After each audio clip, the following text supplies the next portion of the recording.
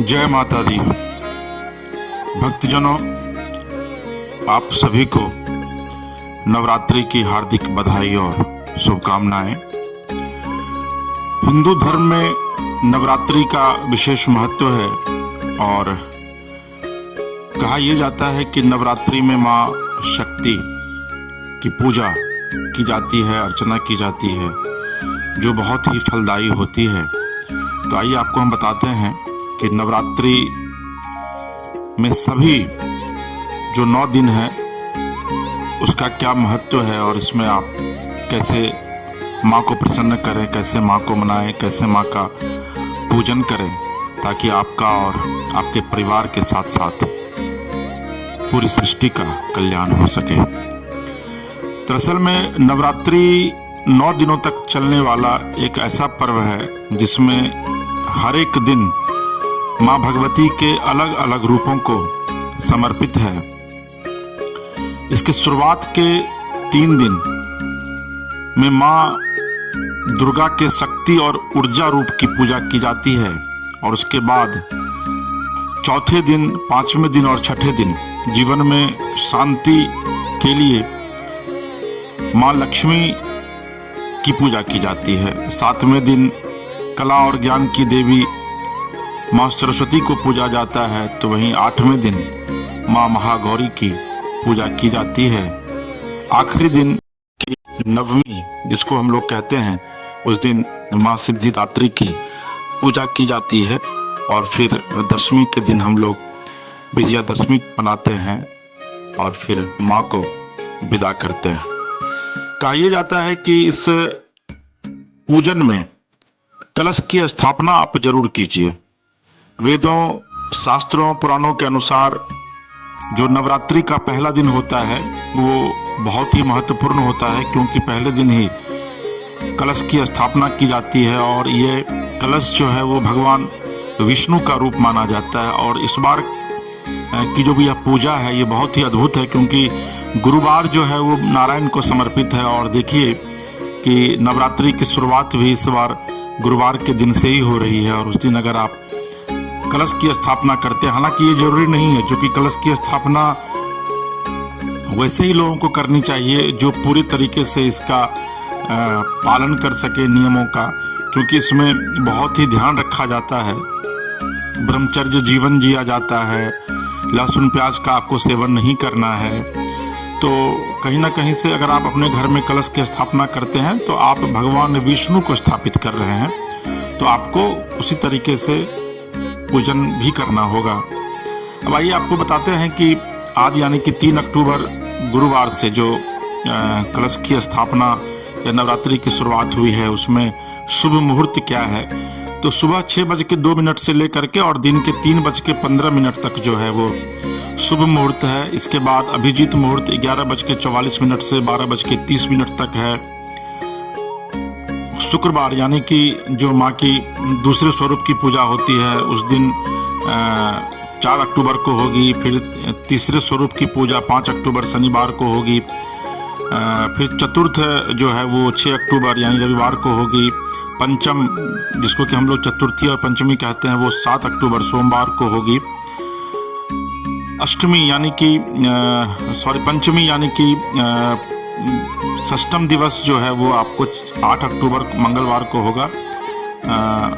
और इसके अलावा जो है वो 9 अक्टूबर को सप्तमी है। 10 अक्टूबर को इस बार अष्टमी यानी कि गुरुवार को जो है वो अष्टम दिवस मनाया जाएगा और सप्तमी व्रत का पूजन किया जाएगा और पंडाल में मूर्ति की स्थापना इसी दिन की जाएगी। और रात्रि में जो है वो अष्टम्यांग महानिशा की पूजा की जाएगी। नवम दिवस जो है वो यानी कि महाअष्टमी व्रत वो 11 अक्टूबर शुक्रवार को होगा। और महानवमी व्रत यानी कि हवन जो है वो उस दिन सुबह 6:40 से जो है वो पूर्णाहुति होगी। उस दिन आप कुमारी पूजन जो है वो 11 अक्टूबर को आपको करवाना है। शुक्रवार को बटुक पूजन भी उस दिन जो होता है, छोटे छोटे बच्चों को भोजन कराया जाता है, वो 11 अक्टूबर यानी शुक्रवार को कराया जाएगा। और 12 अक्टूबर यानी शनिवार को जो है वो विजयादशमी यानी कि 10म दिवस जो है वो मनाया जाएगा। तो ये जो है वो और उसके बाद जब पूजा समाप्त हो जाएगा तो फिर जो कलश में जो जयंती होती है उस जयंती को आप ग्रहण करेंगे, अपने घर में उसको रखिए। जो छात्र हैं वो किताबों में रखिए, कान पर रखिए। असल में हिंदू धर्म की यह मान्यता है कि माँ दुर्गा हर एक साल अलग अलग वाहनों पर सवार होकर के आती हैं और जिस वाहन पर वो सवार होकर आती हैं और फिर वो जाती हैं जिस वाहन से, उसका पूरी सृष्टि पर शुभ और अशुभ प्रभाव पड़ता है। तो इसमें जो है वो कई बातें हैं और इस बार ये कहा जा रहा है कि माँ भगवती जो हैं वो पालकी पर यानी कि डोली पर सवार होकर इस बार आई हैं। और जब यहाँ से माँ डोली पर सवार होना वो बहुत अच्छा नहीं माना जाता है सृष्टि के लिए, स्वास्थ्य के लिए, देश के लिए। और ये इस बात का संकेत है कि अगर आप माँ भगवती जब भी पालकी पर आती हैं तो आर्थिक संकट के दौर से जो है वो देश दुनिया गुजरता है। प्रकृति अपने रौद्र रूप में आती है और आप देख भी रहे होंगे कि किस तरीके से इस बार बाढ़ जो है वो बाढ़ की त्रासदी से न सिर्फ बिहार बल्कि पूरा देश जो है वो गुजर रहा है। और बिहार में तो अभी भी बाढ़ जो है उसका बाढ़ के संकट का सामना लोगों को करना पड़ रहा है। इसके अलावे जान माल का भी नुकसान होगा, राजनीतिक रूप से अस्थिरता रहेगी और महामारी बढ़ने के भी जो है वो चांसेज रहते हैं कि महामारी भी इसमें जो है वो बढ़ सकती है। और इसके अलावा जब माँ जाएंगी दशमी को तो वो चरना युद्ध पर सवार होकर वापस माँ भगवती लौटेंगी।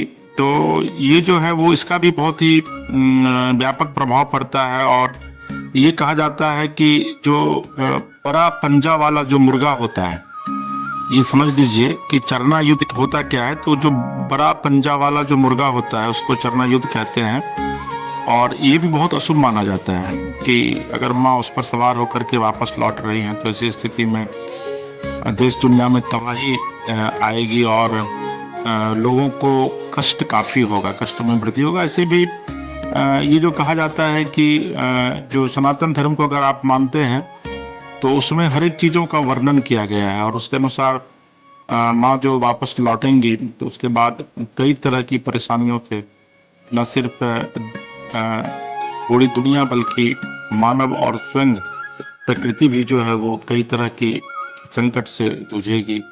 तो ये माँ के जाने का मैंने आपको बताया। और इसके अलावा जो है वो मैं अब वर्णन कर रहा हूँ कि किस तरीके से माँ की पूजा करें। तो नवरात्रि के प्रथम दिन यानी कि गुरुवार, आज गुरुवार है तो आज माँ शैलपुत्री रूप की पूजा की जाती है। इसमें सफ़ेद कनेर के फूल से जो है वो माँ की पूजा कीजिए। माँ के द्वितीय रूप ब्रह्मचारिणी को माँ के रूप की ब्रह्मचारिणी रूप की पूजा की जाती है। उस दिन पत्तों की माला जो है वो माँ को चढ़ाइए। तीसरे दिन माँ चंद्रघंटा स्वरूप की पूजा की जाती है तो उस दिन शंख पुष्पी का फूल अर्पित कीजिए। चौथे दिन कुष्मांडा स्वरूप की पूजा की जाती है, उस दिन माँ को पीले रंग का फूल चढ़ाइए। फिर पाँचवें दिन जो है वो स्कंद माता रूप की पूजा की जाती है, उस दिन नीले रंग का पुष्प चढ़ाइए।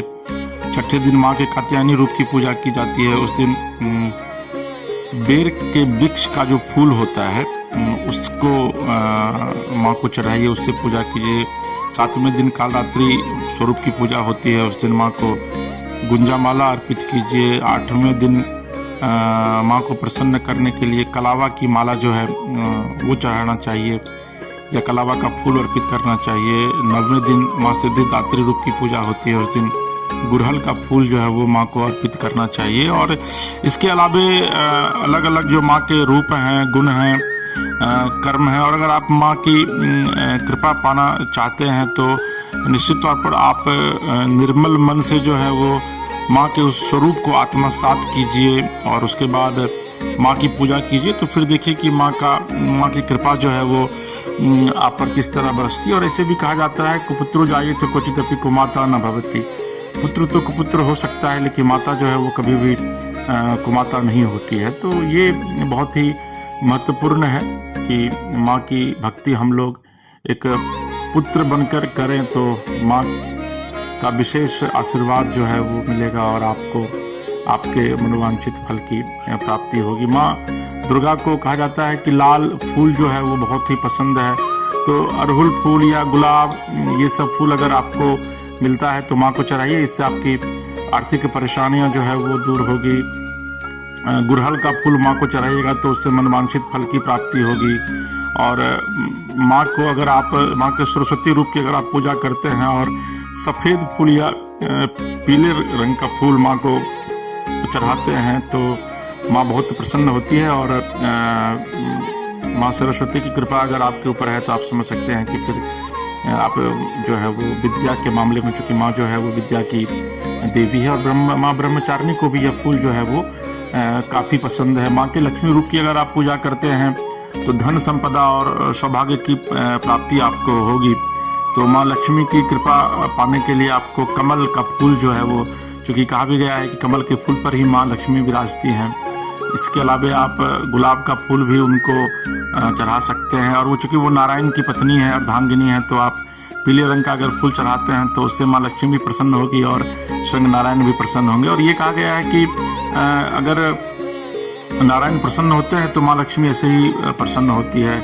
तो इसका भी बहुत ही ख्याल रखना है। इसके अलावा गौरी यानी कि माँ पार्वती का जो स्वरूप है, शैलपुत्री भी आप उनको कह सकते हैं, उनको भी आप सफ़ेद और लाल रंग का फूल जो है वो चढ़ाइए। और ख़ास करके जो सुहागिनी स्त्रियां हैं उनको तो कम से कम लाल फूल से निश्चित तौर पर पूजा करनी चाहिए। इससे उनके सुहाग की उम्र जो है वो बढ़ती है और माँ को ये बहुत ही पसंद है। तो ये अलग अलग विधियां हैं और वेदों पुराणों में ये कहा गया है कि अगर आप इन विधियों से माँ की पूजा करते हैं, भोग लगाते हैं, तो आपको सभी तरह की समस्याओं से जो है वो समाधान जो है वो आपको मिलेगा। इसके अलावा माँ का अगर आप गाय के शुद्ध घी से भोग लगाते हैं तो तमाम जो शारीरिक रूपी जो समस्याएं हैं आपको, वो उससे आपको निजात मिलेगा, निर्मल होगी आपकी काया, आप निरोग रहेंगे। इसके अलावा अगर आप शक्कर का भोग लगाते हैं तो माँ ब्रह्मचारिणी जो है वो काफ़ी प्रसन्न होती हैं। और शक्कर का भोग लगा करके आप घर के लोगों में उस प्रसाद को बांटिए तो लोगों की जो आयु है उसमें वृद्धि होती है, ये कहा जाता है। चंद्रघंटा स्वरूप का अगर आप पूजा करते हैं तो दूध से बनी हुई मिठाई माँ को चढ़ाइए, खीर का भोग जो है वो माँ को लगाइए, तो इससे आप को जो दुख है उस दुख से आपको मुक्ति मिलेगी और परमानंद की प्राप्ति होगी। इसके अलावा माँ कुष्मांडा के स्वरूप की अगर आप पूजा करते हैं और भोग लगाते हैं तो मालपुआ का उसमें भोग लगाइए। तो ऐसा करने से आपके परिवार में और आपकी बुद्धि का जो है वो विकास होगा और आपके अंदर जो एक शक्ति होती है, निर्णय लेने की जो क्षमता होती है वो बढ़ेगी। इसके अलावा स्कंद माता स्वरूप का अगर आप भोग लगाते हैं तो केले का नैवेद्य चढ़ाइए उसमें, उससे जो है वो आपका स्वास्थ्य जो है वो उत्तम रहेगा और काया है जो वो निर्मल होगी। इसके अलावा कात्यायनी रूप की अगर आप कात्यायनी रूप को अगर आप भोग लगाते हैं तो शहद का भोग लगाइए, इससे आपके आकर्षण शक्ति में जो है वो वृद्धि होगी और आप किसी के प्रति भी, कोई भी व्यक्ति आपके प्रति जो है वो अट्रैक्ट होगा, आकर्षित होगा। इसके अलावा कालरात्रि रूप की अगर आप भोग लगाते हैं माँ के रूप की तो आप गुड़ का भोग लगाइए। उसमें होता क्या है कि आप अगर गुड़ का भोग लगाते हैं और तो आपको शोक से मुक्ति मिलेगी, यानी कि जो आने वाला संकट है उससे माँ आपकी रक्षा करेगी। और कोशिश यह कीजिए कि गुड़ जो है वो उसका जो नैवेद्य होता है वो आप दान भी कीजिए। जो गरीब लोग हैं, जो निसहाय हैं, कमज़ोर हैं, उनको आप दान कीजिए, जिससे माँ बहुत प्रसन्न होती है। और महागौरी को जो है अगर आपको भोग लगाना है तो नारियल का भोग लगाइए, नारियल से बना हुआ जो लड्डू होता है उसका भोग लगाइए, तो संतान संबंधी जो परेशानी है उससे आपको छुटकारा मिलेगा। और इसके अलावा आप माँ सिद्धिदात्री को जो भोग लगाते हैं तो उसमें आप तिल का भोग लगाइए। तो कहा जाता है कि मृत्यु भय से आपको मुक्ति मिलेगी, उसके कष्ट से आपको मुक्ति मिलेगी, किसी भी तरह की जो अनहोनी होगी उससे आपको मुक्ति मिलेगी। तो ये तमाम जो है वो माँ के स्वरूप का मैंने वर्णन किया है और इस अनुसार अगर आप माँ की पूजा करते हैं, आराधना करते हैं तो माँ जो है वो आपको मनवांछित फल देगी। कोशिश यह कीजिए कि जो ये 9-10 दिन है माँ का, उसमें पूरे तरीके से घर को साफ सुथरा रखें, हवन करते रहें, अगरबत्ती जलाएं, धूप जलाएं, ताकि घर में एक माहौल रहे पूजा का, क्योंकि कहा जाता है कि माँ स्वयं विराजती हैं, विचरती हैं, वो जाती हैं घरों में भी, देखती हैं कि कौन कितनी निष्ठा से पूजा कर रहा है। और चूंकि वो साक्षात शक्ति है, शिव की पत्नी है, अगर आप शिव के अर्धनारीश्वर रूप को देखेंगे तो उन्होंने शक्ति को समाहित कर रखा है। तो इसीलिए शक्ति की अगर आप पूजा करते हैं तो शिव भी प्रसन्न होते हैं। और जैसे मैंने आपको पहले भी बताया कि जिस किसी भी घर में कलश की स्थापना होती है, वहाँ पर नारायण भी जो ये 9 दिन है विराजते हैं। तो निश्चित तौर पर आप माँ की भक्ति पूरे निष्ठा भाव से कीजिए, देखिएगा आपके लिए माँ निश्चित तौर पर कुछ न कुछ अच्छा करेंगे, अच्छा लेकर आएंगे। आपका दिन शुभ हो। और भक्तजनों, चूँकि मानस कथा रामायण का पाठ मैं निरंतर करता हूँ और मेरी यह कोशिश रहती है कि मानस कथा के माध्यम से प्रभु श्री राम के चरित्र का वर्णन करूँ, आपको सुनाऊँ। और अगर आप अपने इलाके में भी निःशुल्क मानस कथा रामायण का पाठ कराना चाहते हैं तो आप नीचे दिए गए नंबर पर संपर्क कर सकते हैं। पूरी तरीके से यह कथा निःशुल्क आपके इलाके में होगी। साथ ही आपको अगर हमारा ये कार्यक्रम अच्छा लगता है तो आप हमारे इस YouTube चैनल मानस कथा रामायण को सब्सक्राइब कीजिए, लाइक कीजिए, शेयर कीजिए। प्रभु श्री राम माँ शक्ति की कृपा आपके और आपके पूरे परिवार पर बनी रहे। श्री सीताराम, जय माता दी।